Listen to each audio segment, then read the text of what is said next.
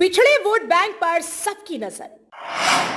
पिछड़े नेताओं को अपने दल में शामिल करना बड़ी चुनौती। सरकार बनाने में पिछड़ी जातियों की भूमिका अहम।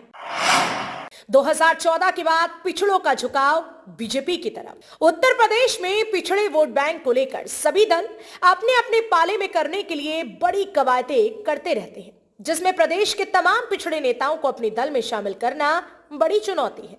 प्रदेश की पिछड़ी जातियों में सर्वाधिक 19.4% हिस्सेदारी यादवों की है। दूसरे पायदान पर कुर्मी व पटेल हैं, जिनकी ओबीसी में 7.4% हिस्सेदारी है। ओबीसी की कुल संख्या में निषाद, मल्लाहा और केवट 4.3% और राजभर 2.4%, लोध 4.8% और जाट 3.6% है, जो प्रदेश की तमाम विधानसभा एवं लोकसभा सीटों को जिताऊ रूप से साबित हो सकती है। इसको लेकर बीजेपी और सपा में बड़ी रस्साकसी है। समाजवादी पार्टी हमेशा से पिछड़े वोट बैंक पर अपना दावा मानती रही है। वहीं बसपा भी दलित वोट बैंक के साथ पिछड़ों पर अपना दावा पेश करती है। वर्ष 2014 के बाद बहुत तेजी से पिछड़े कहीं ना कहीं भारतीय जनता पार्टी के पाले में जाने लगे।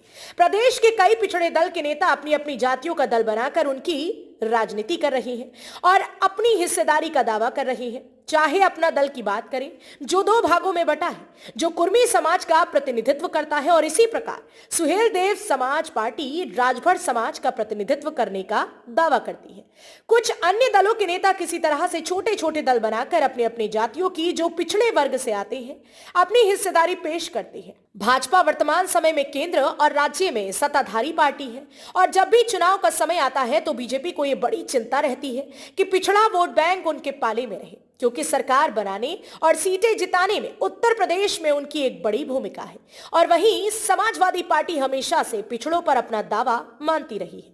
सपा की भी ये लगातार कोशिश रहती है कि पिछड़े वोट बैंक को गोलबंद कर प्रदेश की कई विधानसभा और लोकसभा सीटों को अपने पाले में करे। प्रदेश के पिछड़ों के कई नेता भारतीय जनता पार्टी के पाले में हैं। आज दिल्ली में इस विषय को लेकर बैठक हो रही है, जिसमें पिछड़े दल के कई नेता बैठक में मौजूद रहेंगे। लोकसभा चुनाव में उनकी महत्वपूर्ण भूमिका हो सकती है।